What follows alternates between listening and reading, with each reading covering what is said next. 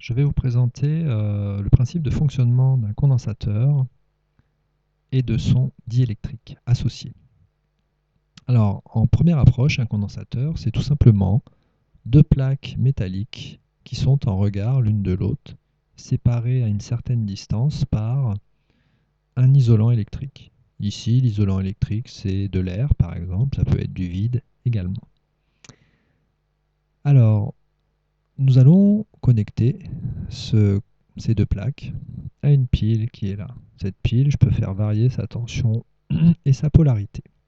Pour l'instant, je me mets sur 0 volts et je connecte cette pile.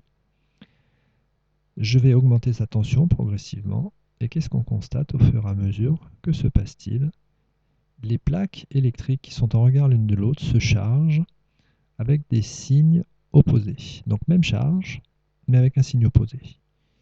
Donc en fait, un condensateur, c'est tout simplement quelque chose qui stocke des charges électriques, qui accumule des charges électriques sur ces plaques qui s'appellent des armatures. Il y en a le même nombre ici et là, donc elles sont en quantité égale, mais de signes opposés. Maintenant, je vais déconnecter. Qu'est-ce qui va se passer quand je vais déconnecter la pile du condensateur?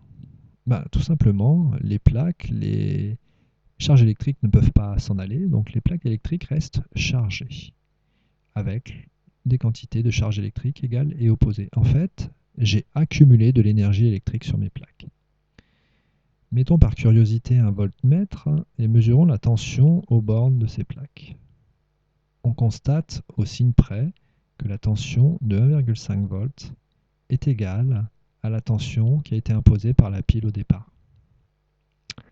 On pourrait également constater autre chose. Si on reconnecte la pile, on voit que on verrait et on pourrait voir que le nombre de charges électriques qui est ici est complètement proportionnel à la valeur de la tension imposée par la pile.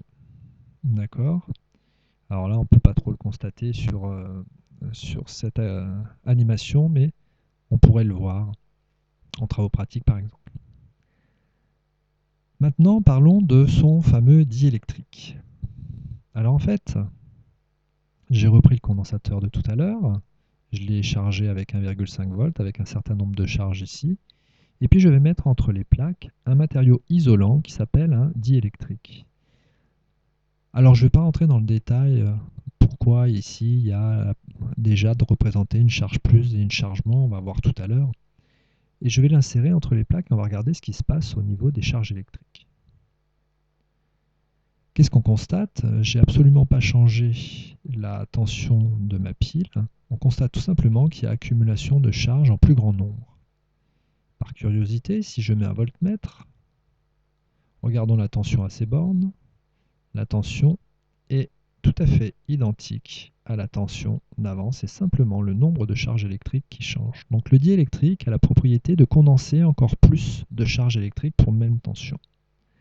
Maintenant, pour ce qui nous intéresse dans l'activité documentaire que je vous propose, c'est que ce diélectrique qui est là a la propriété de réagir, enfin en tout cas d'être sensible à l'humidité de l'air.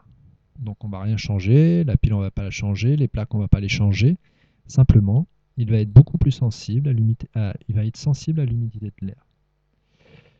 Et en étant sensible à cette humidité, il va changer ses propriétés d'isolant. Donc moi je peux les faire varier ici sur la simulation et je peux les faire varier en changeant ce qui s'appelle sa constante de diélectrique et je vais faire une variation en diminuant cette constante. On constate tout simplement qu'il y a variation de charge électrique sur les armatures sans qu'il y ait variation de la tension à ces bornes. Donc on a un moyen de contrôler l'humidité de l'air tout simplement par les propriétés de ce diélectrique qui varie en fonction de l'humidité. Voilà.